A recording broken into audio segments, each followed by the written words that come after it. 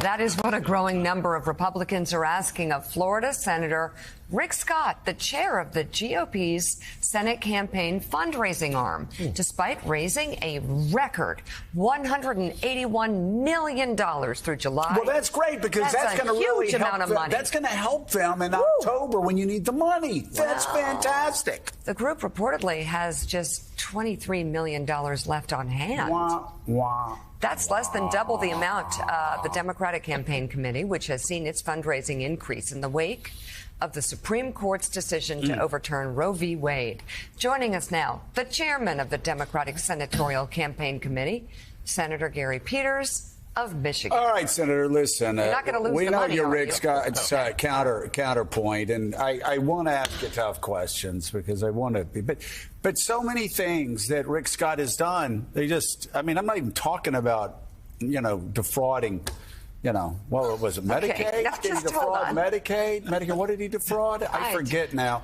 But you've got the head of the Republican Senate Committee, and again, these questions just write themselves, who is promising, if I have this wrong, please somebody correct me, promising to abolish Social Security and Medicare after 5 years, sunsetting them, and then making senators who support Social Security and Medicare fight to restart them. Did I misstate that? Did I mischaracterize what he wants to do there? No, I think that's part of his plan. plan. Let me ask you, here's my tough questions. Okay. Do Democrats want to abolish Social Security and Medicare every 5 years? Absolutely not. Are you sure? I'm going to press you on this because Rick Scott, the head of the Republican Senate Committee, says that Republican Senate candidates should push to abolish Social Security and Medicare. No, absolutely not. What about raising taxes on working class, middle class Americans? Because Rick Scott says that working class and middle class Americans are getting a free ride and they need to start paying more taxes. Do Democrats support making working class and middle class Americans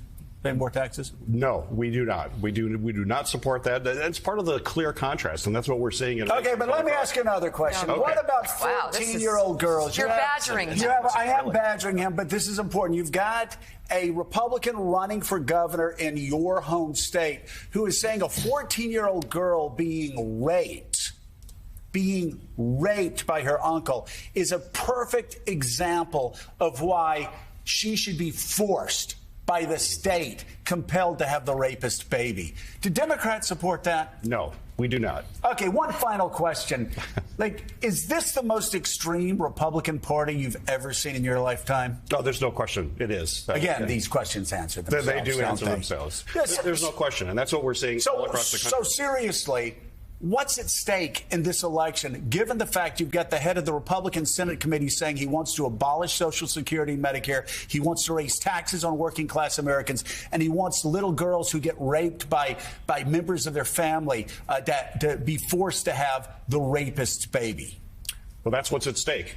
Those clear contrasts. They're out of touch with where the majority of the American people are, and elections do matter. We've seen that, which is why it's so critical that we hold the majority in the Senate. And quite frankly, because of this contrast between these candidates who are as extreme as you are outlining right now, is why I think we actually can pick up seats. And we're working to have hopefully 52 Democratic senators, but we've got to get everybody engaged, even with these extreme positions.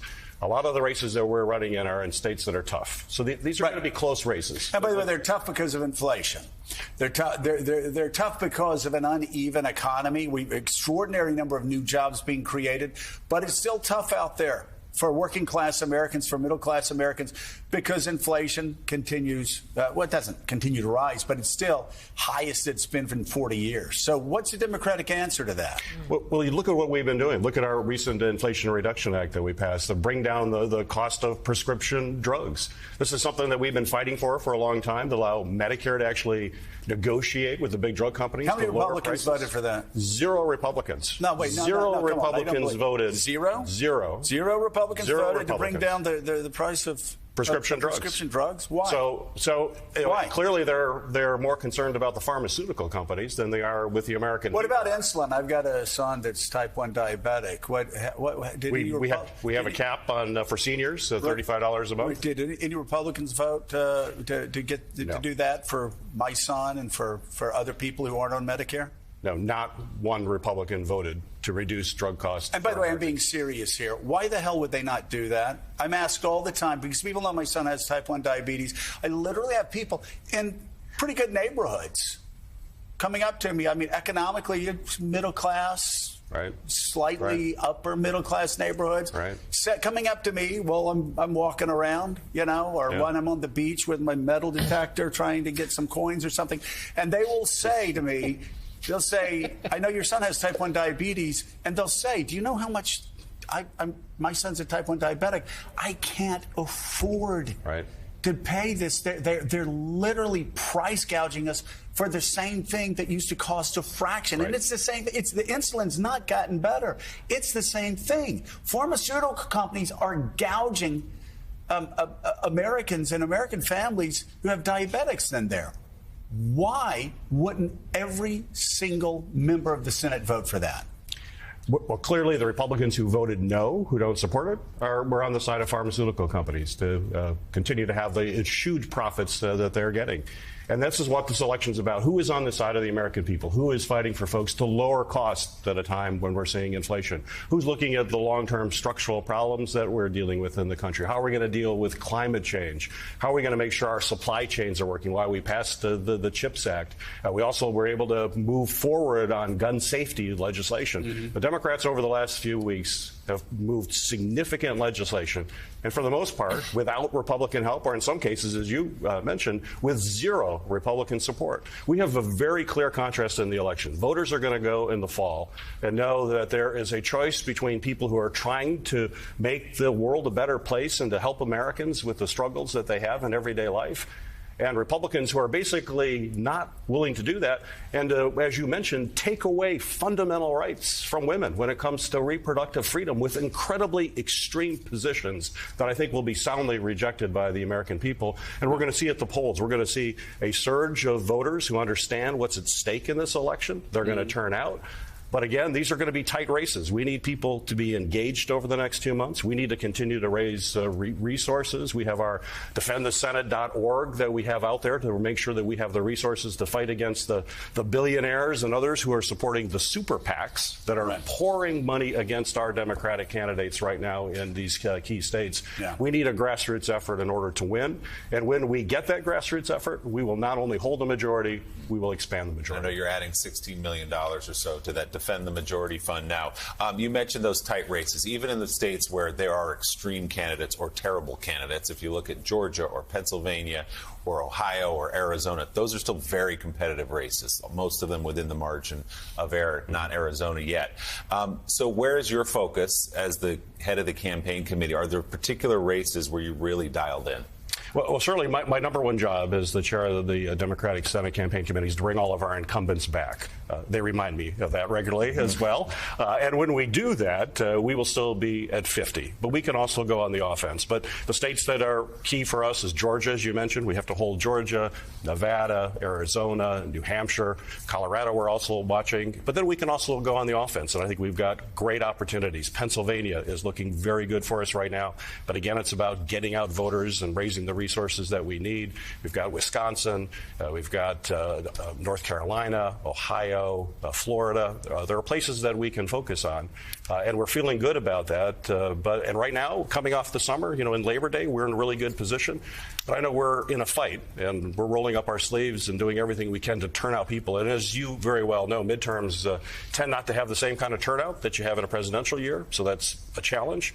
But with issues like we have with the Republican attack on reproductive freedom for women, we believe that's going to be a highly motivating factor and turn voters out. How galvanizing has that been? We were just talking an hour ago to your colleague. She was here, Congresswoman Slotkin, who said she just sees it objectively in her numbers and in her support. And we've seen polling from NBC and elsewhere that shows a huge swing among independents, among suburban women on the issue of abortion.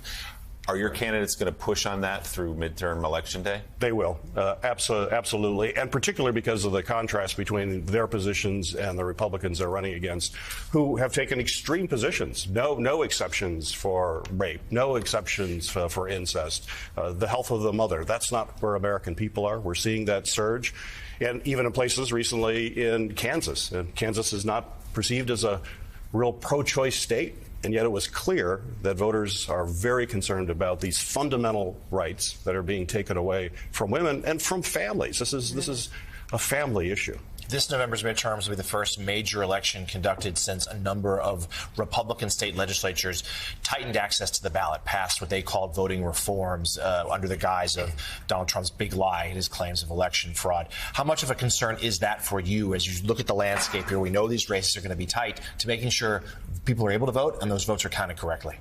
Well, it does make a challenge in some of our states, and we're organizing around that. It's certainly absolutely horrible that Republicans are trying to make it more difficult for people to exercise their fundamental right to vote.